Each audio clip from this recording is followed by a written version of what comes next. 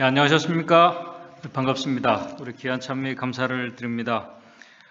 창세기 22장 1절에 있는 말씀을 읽도록 하겠습니다. 창세기 22장 1절입니다. 창세기 22장 1절, 그 일 후에 하나님이 아브라함을 시험하시려고 그를 부르시되 아브라함아 하시니 그가 가로되 내가 여기 있나이다. 오늘 여기서 말씀하시는 창세기 22장 1절에 그 일 후라는 이 그 일 후는 이제 아브라함이 100세 때에 얻은 그 이삭이 이제 젖을 뗄 때를 말하고 있습니다. 유대인 어머니들은 아이들에게 보통 그 3년 동안 젖을 먹인다고 합니다. 그리고 젖을 뗄 때에는 아주 큰 잔치를 배설을 합니다. 이때 이삭의 나이는 3살입니다. 그리고 그의 배다른 형제 이스마엘은 17세, 17살이었습니다. 우리 창세기 16장 16절을 보게 되면은 이스마엘이 태어날 때 아브라함의 나이가 86세였기 때문에 우리는 이때 이스마엘과 이삭의 나이를 충분히 우리가 알 수 있습니다. 사실 이삭이 태어나기 전까지 이스마엘은 아브라함 가문의 유일한 상속자였습니다. 아브라함이나 하갈, 이사갈도 자신을 그렇게 생각을 했습니다. 그런데 이삭이 태어난 것입니다. 그리고 3년이 지난 후에 이제 젖을 떼면서 아브라함이 잔치를 배설하고 많은 사람들을 초청했습니다. 이 잔치로 이제 이삭은 내외적으로 이 아브라함 가문의 이 적통임이 드러나게 되었습니다. 이로 이스마엘은 아브라함 가문에서 자연스럽게 밀려나는 신사가 되었습니다. 결국 시기심과 불만이 생기면서 이미 성장한 이 이스마엘이 창세기 21장 9절을 보게 되면은 사라가 본즉 아브라함의 아들 애굽 여인 하갈의 소생이 이삭을 희롱하는지라라고 이렇게 기록을 하고 있습니다. 여기서 희롱한다는 말이 데리고 놀다라는 의미도 되겠지만은 이 모습을 우리 갈라디아서 4장 29절 30절을 보게 되면은 갈라디아서 4장 29절 30절을 보게 되면은 육체를 따라난 자가 성령을 따라난 자를 핍박하다가 쫓겨났다고 이렇게 기록을 하고 있습니다. 그래서 창세기 22장 1절에 그 일 후라는 것은 바로 이스마엘이 이제 약속의 아들인 이삭을 핍박하다가 쫓겨나고 이제 17년의 세월이 흐른 후를 말씀을 하고 있습니다. 이제 이삭도 장성한 청년이 되었을 때를 말합니다. 이때 아브라함의 나이가 120세였다고 우리 부조화 선지자에는 기록을 하고 있습니다. 이때까지 이 기적의 아들 이삭은 하나님의 보호하심 속에서 이렇게 잘 성장을 했습니다. 아브라함도 45년 전에, 그러니까 지금으로부터 45년 전에 하나님께서 약속하신 우리 창세기 12장과 15장에 너로 아주 큰 민족을 이루고 네 몸에서 날 이 후사를 통해서 내 자손들이 하늘의 별처럼 많아질 것을 이 아브라함은 소망하면서 하나님과 아주 좋은 신앙의 관계를 유지하고 있었습니다. 그런데 우리 창세기 22장 1절에 어느 날, 그렇게 좋은 관계 속에 있던 정말 어느 날, 우리 22장 1절을 보게 되면 그 일 후에 하나님이 아브라함을 시험하시려고 이제 아브라함을 부르십니다. 지금 아브라함을 향한 하나님의 시험은 아브라함을 유혹해서 죄를 짓게 하려는, 또 그를 파멸케 하려는 사단의 그런 시험이 아닙니다. 그의 믿음을 보시기 위한 이 테스트와 같은 시험입니다. 우리가 여기서 믿음으로 살아가라고 하는 이 하나님의 신실한 자들을 하나님께서 시험하시는 것을 우리가 보게 됩니다. 왜 하나님께서 이 믿음으로 살아가려고 하는 자들을 이렇게 시험하실까? 그냥 하나님과 아주 좋은 관계 속에서 행복하게 이렇게 살게 이렇게 그냥 이렇게 내버려 두시지 왜 시험하실까? 우리 야고보서 1장 2절을 보게 되면은 시험을 만나거든 아주 기쁘게 여기라고 말하고 있지만은 대부분의 그리스도인들은 그것이 사단의 시험이든 하나님의 시험이든 시험 당하는 이 자체를 좋아하지 않습니다. 특별히 요즘과 같은 아주 그 시기에는 아주 이 코로나에 걸리지 않도록 상당히 조심을 하고 있는데 거기에다 경제적인 어려움까지 이제 잡을 잃게 되고 어려움을 겪게 되고 또 그런 가운데 매달 그 페이먼을 해야 되고 이 빌은 날라오게 되고 이렇게 되면은 이런 것들은 우리의 그 형편과 이런 것들을 전혀 고려하지 않습니다. 그런 상황에서 사람들은 아주 신경이 예민해지게 됩니다. 그래서 지난번에 한번 말씀을 드린 것처럼 이 코로나 사태로 새로운 그 신조어가 생겼는데 이 코로나 이혼이라는 이 신조어가 생기게 되었습니다. 최근에 가정 폭력이 아주 급증을 하고 있다고 그럽니다. 거기에다 어떤 다른 병이라도 걸리게 되면 참 막막하게 됩니다. 그럼에도 많은 그리스도인들이 나름 이것은 하나님께서 우리를 이제 정금으로 단련하시라는 하나님의 시험이라고 생각하면서 기도하면서 인내하고 믿음으로 이겨나가려고 합니다. 그러나 그러한 시련들이 오늘 우리가 생각하는 것 같이 단순하고 그렇게 빠르고 그렇게 시간이 가면 이렇게 다 해결되고 지나가지가 않습니다. 아주 큰 후유증을 우리에게다 가져다 주고 있습니다. 그래서 하나님을 믿는다고 하면서도 많은 그리스도인들이 시험에 빠지게 되고 때로는 아주 무기력한 그런 가운데 신앙의 회의를 느끼게 되고 또 어떤 하나님의 자녀들은 우울증에 걸리게 되고 그렇게 신앙과 멀어지면서 정말 하나님이 계시는 것일까? 우리를 정말 도와주시는 것이 맞는가? 의심하고 불신하게 됩니다.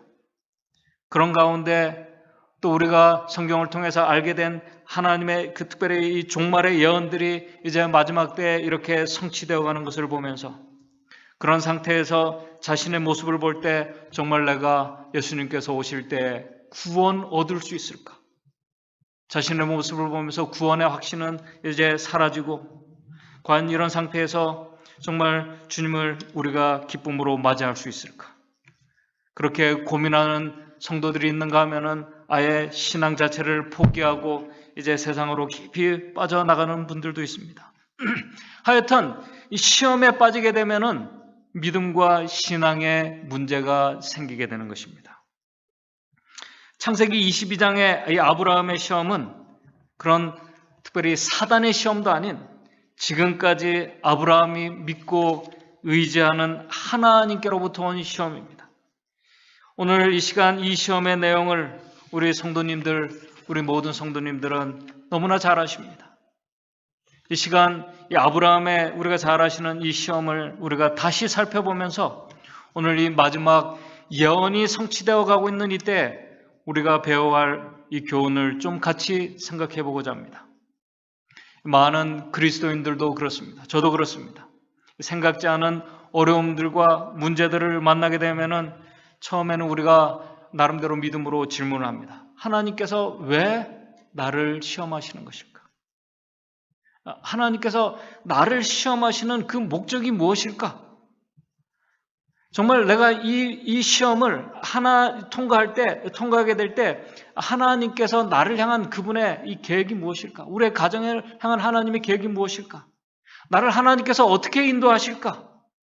우리가 여러 가지 이유와 목적을 나름대로 생각하고 믿음으로 받아들이며 기도하고 노력을 합니다. 그런데 오늘 이 아브라함은 자신을 향한 하나님의 그 시험의 목적과 계획을 몰랐습니다. 아브라함이 하나님의 계획과 그를 시험하는 목적을 이미 그가 알았다면 그에게 이것은 시험이 아닐 것입니다. 시험이 되지 않는 것입니다. 창세기 22장 그 2절에 하나님께서 이제 아브라함에게 요구하시는 이 요구는 지금까지 아브라함이 알던 그 하나님의 모습이 아니었습니다.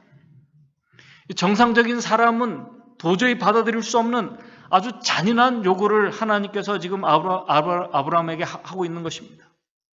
정말 내가 믿고 의지하는 그 참 좋으신 그 하나님이 맞는가? 그것을 의심하는 그런 요구였습니다. 이 17년 전에 이스마엘로 인해서 이 아브라함 가정에 아주 심각한 문제가 있었지만은 우리 부자 선지자를 보게 되면은 그럼에도 불구하고 아브라함이 이스마엘을 그 가정에서 떠나보낼 때 이 아브라함은 정말 살을 에이는 듯한 그런 괴로움과 슬픔 속에 빠졌다고 증언의 말씀에 기록하고 있습니다. 그럼에도 그가 이스마엘을 떠나 보낼 수 있었던 것은 우리 창세기 21장 13절을 보게 되면은 이 이스마엘을 통해서 하나님께서 한 민족을 이루게 해주시겠다는 하나님의 약속을 아브라함이 믿었기 때문에 가슴 아프고 정말 쓰라린 그런 아픔이 있지만은 이스마엘을 그의 가정에서 내보내게 되었습니다. 그런데 지금 그에게 요구하시는, 아브라함에게 요구하시는 하나님은 전에 알던 그 하나님이 아니었습니다. 아주 큰 충격이었습니다. 17년의 세월을 지나면서 이제 그 상처가 어느 정도 다 진정되었다고 그렇게 생각하고 잊어가고 있을 때에 하나님께서 아브라함을 다시 부르신 것입니다. 바로 그 일 후에 하나님께서 아브라함을 다시 부르셨어요. 아브라함은 하나님께서 자기에게 어떤 요구를 하실지 전혀 모르고 나름 이제 긍정적인 기대를 하면서 창세기 22장 1절에 내가 여기 있습니다. 그렇게 응답을 했어요.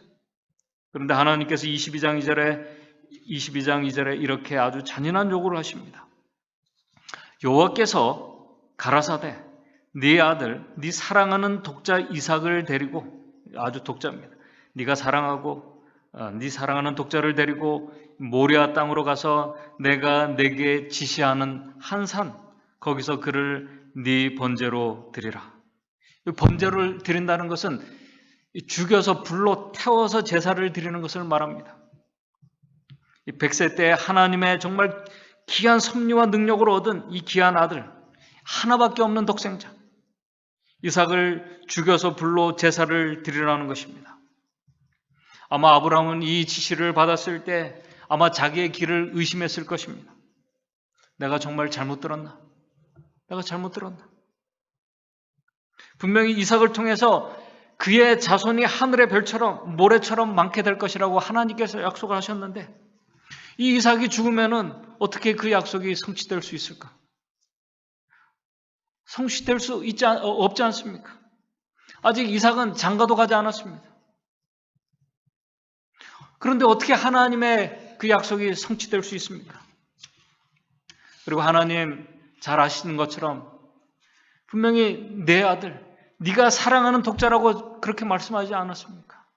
다 아시면서 그 정말 외아들 독자를 이 불로 태우는 이 번제로 드리라고 하시니 어떻게 내 손으로 이 귀한 아들의 피를 흘리게 해서 이 아들을 제사로 드릴 수 있습니까?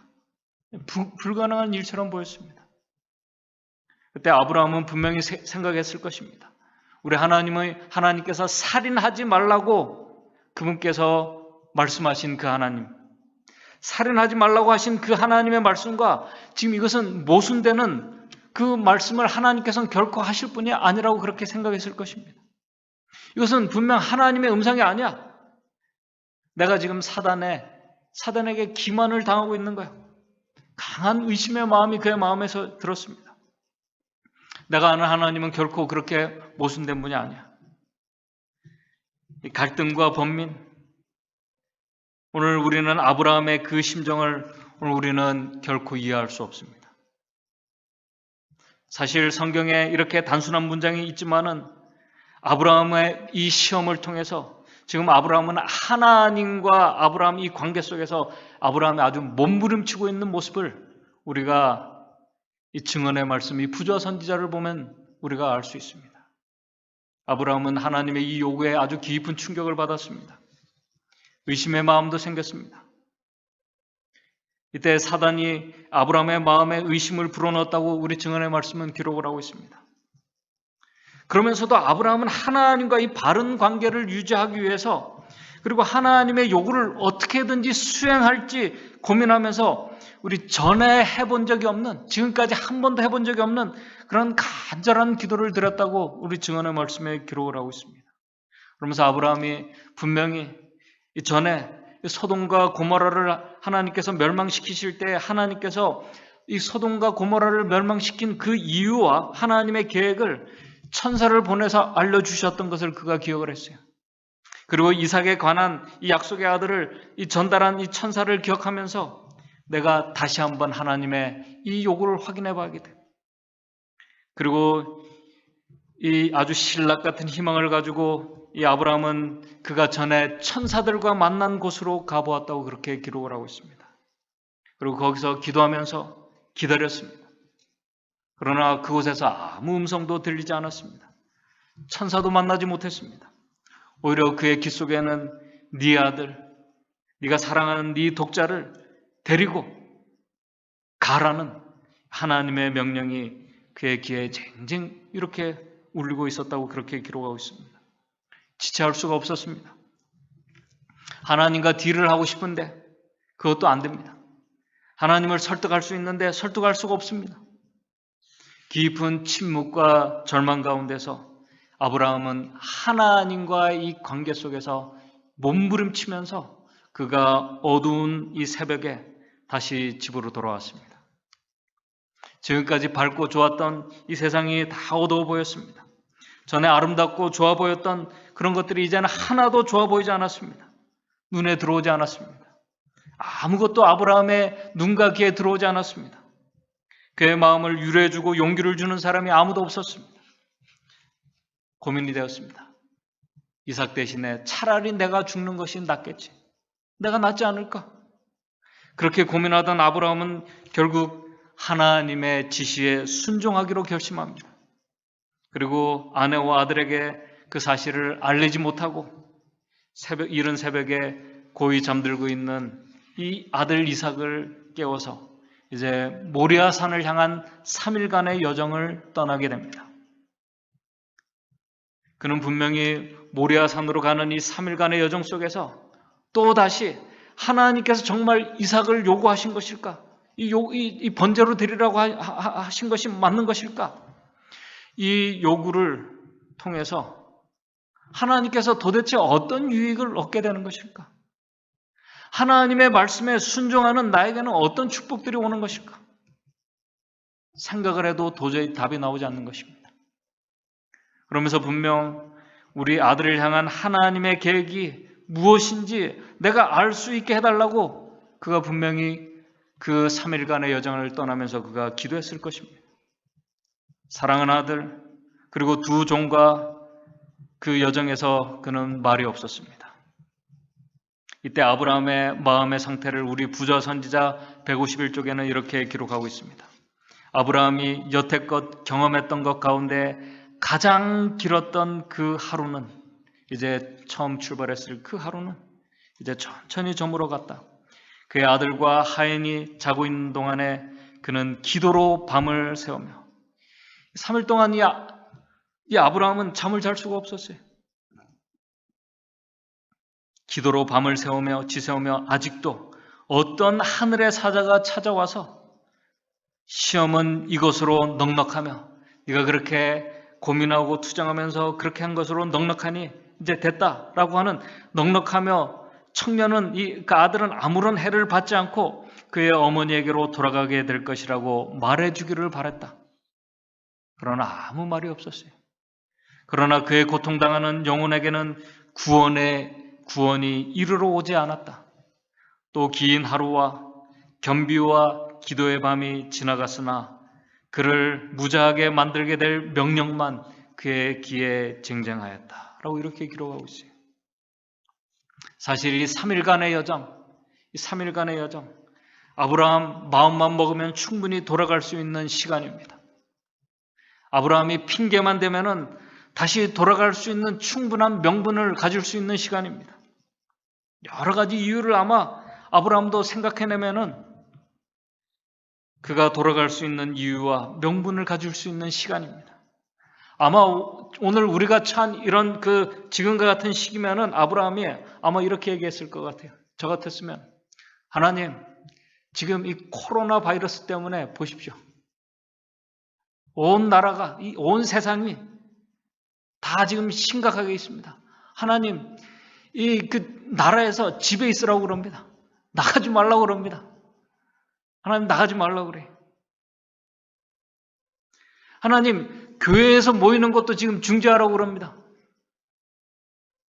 오늘 우리의 안전도 중요하지만은 제대로 이렇게 방역시설을 준비하지 못하고 그렇게 여행을 하다가 하나님 코로나에 걸리게 되면은 하나님 제사도 드리지 못하고 저나 아들이나 이 종들, 그리고 제가 지나가다가 어떤 마을을 지나가다가 다른 사람들에게 고통을 주고 피해를 줍니다.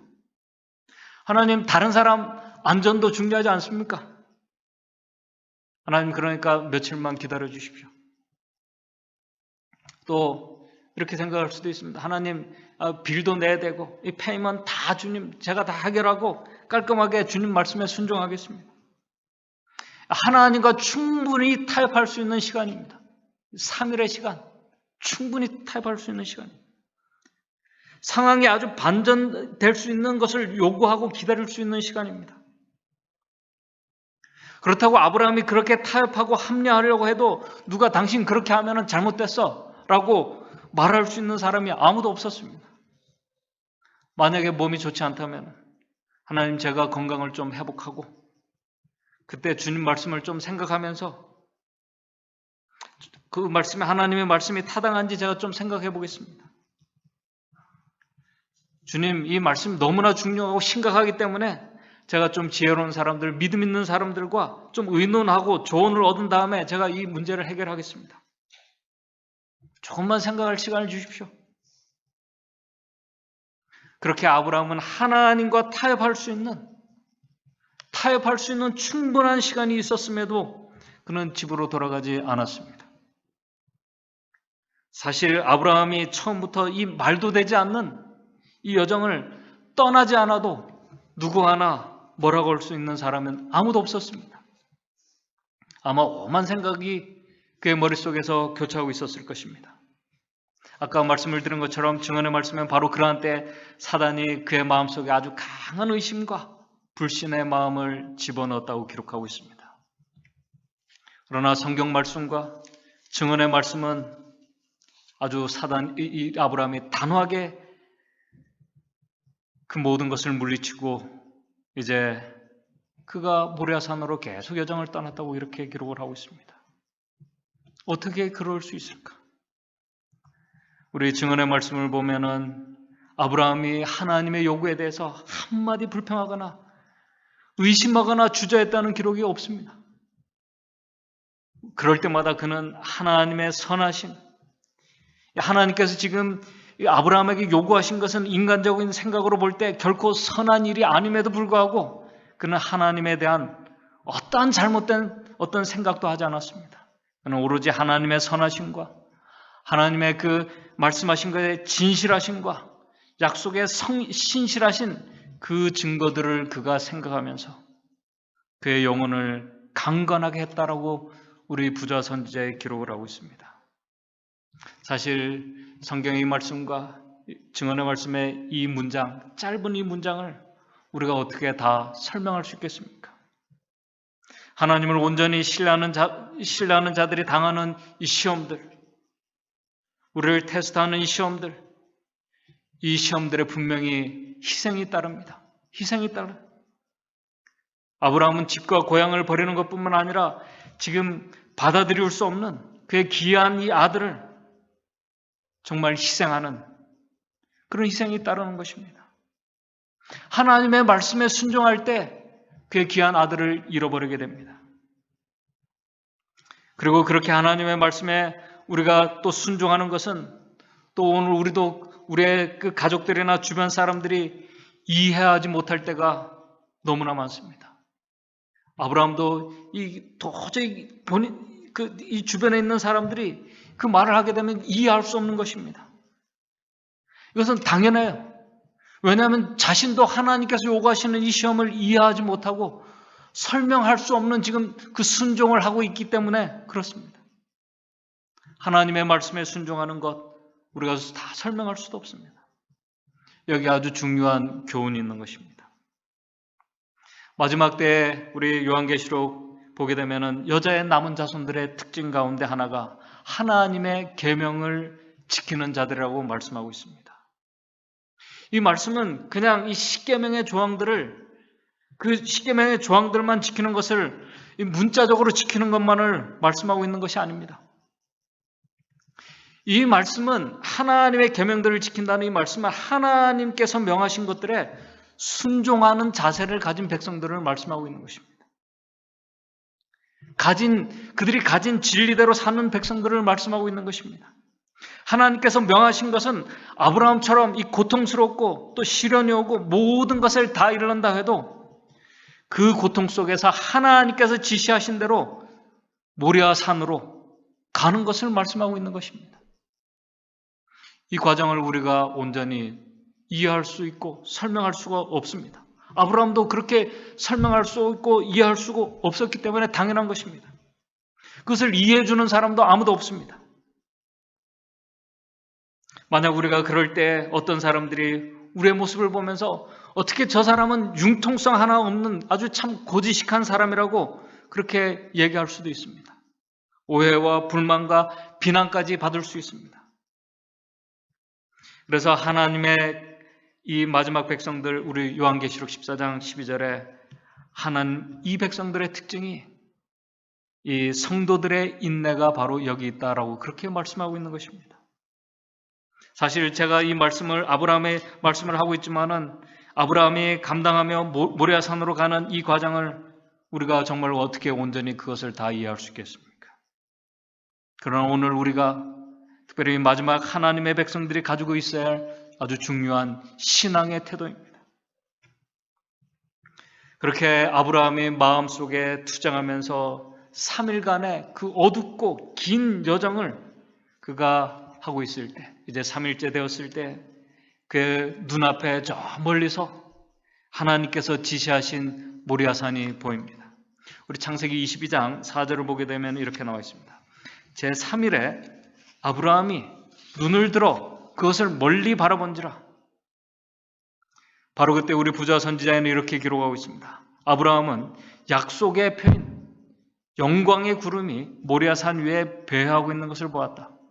그는 자신에게 말한 그 음성이 하나님에게서 온 것임을 알았다. 그 모리아산 위에 영광의 구름이 있는 것을 그가 보았을 때, 나에게 지시하신 이 음성은 사단의 음성이 아닌 하나님의 음성이라는 것을 그가 분명히 확인했습니다. 더 분명한 확신을 가졌습니다. 그러나 결코 기쁘지 않았습니다. 결코 기쁘지 않았어요. 그럼에도 전진해 가는 것은 그 산에서 이삭이 희생이 되는 한이 있어도 하나님께서 약속하신 그것을 통해서 분명히 하나님께서 이삭을 통해서 바닷가의 모래알처럼 셀 수 없이 많은 자손이 이삭을 통해서 주어질 것이라는 약속의 말씀만 이 아브라함이 붙잡고 그 말씀을 반복하며 이제 하나님께서 지시한 산으로 올라가려고 그가 하고 있었습니다. 이 모습을 우리 히브리서 11장 19절에는 이렇게 기록합니다. 하나님이 능히 죽은 자 가운데서 다시 살리실 줄로 생각하였다라고 기록하고 있습니다. 그리고 이제 아브라함이 그와 같이 함께 했던 두 종에게 창세기 22장 5절에 이렇게 말합니다. 창세기 22장 5절에 아브라함이 사원에게 이르되 너희는 나귀와 함께 여기서 기다리라. 내가 아유와 함께 저기 가서 경배하고 너희에게로 돌아오리라. 그리고 번제할 나무를 이제 이 나무들을 아들 이삭에게 지우고 아브라함은 불과 칼을 손에 들고 하나님께서 지시하신 곳으로 그 하나님께서 지시하신 모리아산으로 올라갑니다. 그때 이삭이 아버지에게 창세기 22장 7절에 이렇게 말합니다. 내 아버지요. 아마 이 말을 들었을 때 아브라함의 이 가슴이 아마 정말 철렁했을 것입니다. 내 아버지요. 가로되 불과 나무는 여기 있거니와 번제할 어린 양은 어디 있습니까? 아브라함의 가슴을 찌르는 그런 질문입니다. 어떻게 해야 할까? 창세기 22장 8절에 아브라함이 이렇게 대답합니다. 아브라함이 가로되 아들아 번제할 어린 양은 하나님이 자기를 위하여 친히 준비하시느니라 하고 두 사람이 함께 나아가서 이 고통의 여정. 그러나 지금 이 아브라함의 대답에는 정말 믿음과 순종과 이 행함이 다 들어있는 정말 희망적인 그런 이 믿음의 대답이었습니다. 번제할 어린 양은 하나님이 자기를 위하여 친히 준비하셨단다. 인간의 마음과 눈으로 볼 때 정말 고통스러운 이 여정. 그러나 그들은 그렇게 하면서 하나님께서 친히 준비하신 그 산으로 그들이 들어가고 있었다는 사실입니다. 그래서 우리 창세기 22장 14절에 여호와 이래 여호와의 산에서 준비되리라는 말씀이 그래서 나온 것입니다.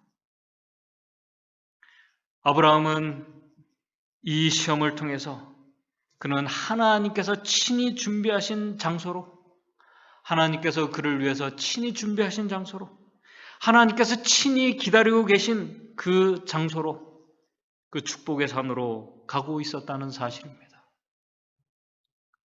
그럼에도 시험 속에 있는 자들은 이 사실을 온전히 이해하지 못합니다.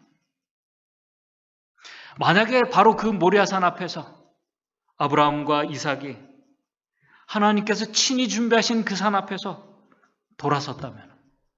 돌아서서 집으로 갔다면 인류 구속의 역사가 어떻게 바뀌었을까요? 아브라함이 어떻게 되었을까요? 아버지와 아들이 하나님께서 지시하신 곳에 이제 도착했습니다. 그리고 이삭은 자신이 바로 희생 제물이라는 이 사실을 자기 자신 자체가 이 번제 희생 제물이라는 이 아주 충격적인 이야기를 아버지에게 직접 듣습니다. 그럼에도 어려서부터 아버지에게 순종하기를 배운 이삭은 3일간의 아주 지친 이 3일간의 여정에 지친 이 늙은 아버지를 오히려 도와서 자신이 친히 희생 제물이 됩니다. 그리고 아버지와 아들은 정말 눈물을 흘리면서 마지막 그 정말 이 작별의 포옹을 하고 이삭은 자기가 친히 준비된 제단 위에 결박된 채로 드러눕습니다. 긴 고민과 여정에 지쳤음에도 불구하고 아브라함은 그 마음의 울음을 삼키면서 그가 준비한 칼로 정말 말없이 눈을 감고 있는 그 귀한 아들의 심장을 찌르기 위해서 손을 아주 이렇게 높이 들었습니다. 바로 그때 우리가 잘 아시는 것처럼 창세기 22장 10절 11절에 손을 내밀어 칼을 잡고 아브라함을 이제 이렇게 아들을 잡으려고 하더니 11절에 여호와의 사자가 하늘에서 그를 불러 가라사대 아브라함아 아브라함아. 아주 긴박했던 순간입니다. 2번이나 불렀어요. 아브라함아 아브라함아. 우리 사람들은 긴장을 하고 아주 긴급할 때 사람들의 음성을 듣지 못합니다. 들리지가 않습니다. 보면서도 알아보지 못하고 눈과 귀가 있어도 들리지 않습니다. 그러나 바로 이 정말 긴급했던 바로 이 순간에 듣고 따르기를 흘러내온 아브라함은 그 순간에도 여호와의 사자의 목소리를 분별하고 들었다는 사실입니다. 이 모습은 아브라함이 정말 영적으로 깨어있는 자이고 그의 양심이 정말 하늘에서 오는 것들에 아주 민감하게 반응한 자임을 우리가 볼 수 있습니다. 이 소리를 들은 아브라함이 창세기 22장 1절처럼 똑같이 대답을 합니다. 똑같아요. 내가 여기 있나이다. 아브라함은 처음과 나중 지금 변함이 없는 자세입니다. 동일한 믿음을 보여주고 있습니다. 창세기 22장 1절에도 내가 여기 있나이다라고 말했습니다. 그러나 그때와 지금은 상황이 완전히 다른 상황이 되었습니다. 그때 우리 창세기 22장 12절 13절에 이렇게 하나님의 사자가 얘기합니다. 그 아이에게 네 손을 대지 말라. 아무 일도 그에게 하지 말라. 네가 내 아들 네 독자라도 내게 아끼지 아니하였으니 내가 이제 네가 하나님을 경외하는 줄을 아노라. 그러면서 13절에 아브라함이 눈을 들어 살펴본즉 한 수양이 뒤에 있는데 뿔이 수풀에 걸려 있는지라 아브라함이 가서 그 수양을 가져다가 아들을 대신하여 번제를 드렸더라. 이 장면은 하나님께서 친히 준비하신 이 하나님의 어린 양께서 이 이 순양이 이삭을 대신해서 희생 번제로 드려진 바로 그것처럼 하나님의 어린 양께서 십자가에 달리실 어린 양을 표상하고 있음을 우리가 잘 알고 있습니다. 부자 선지자 154쪽에 이렇게 기록하고 있습니다. 하나님께서 아브라함에게 그의 아들을 죽이라고 명령하신 것은 그의 믿음을 시험하는 동시에 복음의 실제를 그의 마음에 새겨주기 위함이었다. 여기서 아브라함이 복음을 본 것입니다. 그 무서운 시련의 어두운 날 동안 그가 참은 고통은 자기 자신의 경험을 통하여 무한하신 하나님께서 사람을 구속하기 위하여 치르신 그 희생의 위대함을 깨닫게 하려고 허락되었다. 그가 이 시험을 통해서 하나님의 마음을 본 것입니다. 하나님의 독생자 예수 그리스도를 이 인류를 구속하기 위해서 보내신 그 아버지의 마음을 그가 조금이라도 이해하고 깨닫게 된 것입니다. 복음을 본 것입니다. 아무 다른 시험도 그의 아들을 제물로 드리는 것과 같은 영혼의 고통을 아브라함에게 일으킬 수는 없었을 것이다. 하나님께서는 당신의 아들을 고통과 수치스러운 죽음을 당하도록 내어주셨다. 하나님의 아들의 치욕과 영혼의 고뇌를 목격한 천사들은 이삭의 경우처럼 중재하도록 허락되지 않았다. 조카다라고 부르짖는 어떤 음성도 없었다. 타락한 인류를 구원하려고 영광의 왕께서 당신의 생명을 포기하셨다. 하나님의 무한하신 동정과 사랑에 대하여 이보다 더 강력한 증거가 주어질 수 있겠는가? 자기 아들을 아끼지 아니하시고 우리 모든 사람을 위하여 내어주신 이가 어찌 그 아들과 함께 모든 것을 우리에게 은사로 주시지 아니하겠느냐? 이 복음의 경험은 하나님께서 친히 준비하신 그 산에 도착한 자만이 경험할 수 있는 놀라운 축복의 복음이 바로 여기 있는 것입니다. 대반전이 일어났습니다. 정말 놀랍고 감격스러운 대반전의 장면이 하나님께서 친히 준비하신 그 장소에서 일어났다는 사실입니다. 그래서 하나님께서 지시하신 대로 순종하는 자들만이 경험할 수 있는 놀라운 축복입니다. 오늘 우리는 아브라함 때처럼 하나님의 음성을 직접 우리가 들을 수 없습니다.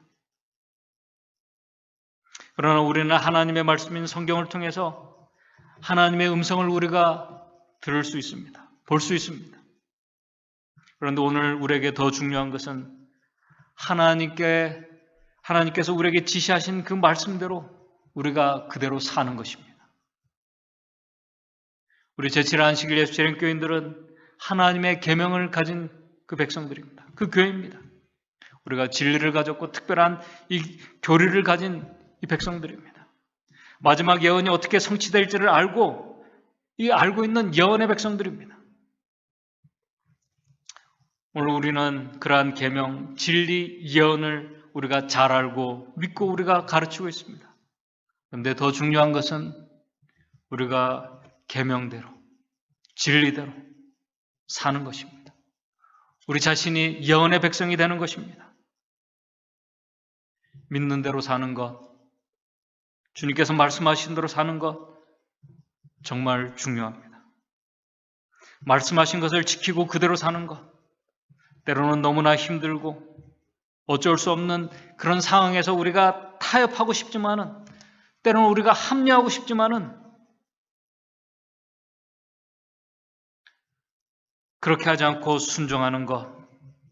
그래서 야고보가 야고보서 2장 21절에 그렇게 말씀을 했어요. 이 믿음과 행함을 이야기하면서 바로 지금 이 아브라함의 이야기를 야고보서 2장 21절에 얘기를 했습니다. 우리 조상 아브라함이 그 아들 이삭을 제단에 드릴 때 행함으로 의롭다 하심을 받은 것이 아니냐라고 그렇게 기록을 하고 있어요. 오늘 우리가 아브라함을 통해서 배울 수 있는 중요한 교훈은 우리가 하나님께서 우리에게 말씀하신 대로 우리에게 지시하신 대로 사는 것입니다. 이것이 중요한 이유는 그렇게 하는 자들만이 결국 하나님께서 친히 준비하신 곳으로 갈 수 있다는 사실입니다. 그곳으로 가게 된다는 사실이에요. 이것은 아는 것보다 더 중요합니다. 하나님께서 성경을 통해서 우리에게 자세하게 우리가 해야 될 그런 것들을 우리에게 말씀해 주셨습니다. 계명을 통해서 하나님을 사랑하고 목숨을 다해서 사랑하고 이웃을 내 몸처럼 사랑하라고 이렇게 말씀을 하셨습니다. 비판하지 말라고 말씀하셨습니다. 우리가 건강하게 살아갈 수 있는 그런 자세한 것들 우리에게 정말 자세하게 말씀해 주셨습니다. 마지막 때의 시련의 때 우리가 진리의 원칙 가운데 타협하지 않고 우리가 살아갈 것들을 구체적으로 말씀해 주셨습니다. 그런데 이 순종에는 아브라함처럼 우리도 온전히 이해할 수 없고 설명할 수 없는 고통과 희생이 따를 수 있다는 사실입니다. 분명히 우리에게 주어진 예언의 시나리오대로 하나님의 백성들에게 이 핍박과 어려움들이 이르게 될 것입니다. 감당할 수 없는 그런 환난들은 예언의 성취대로 우리에게 다가올 것입니다.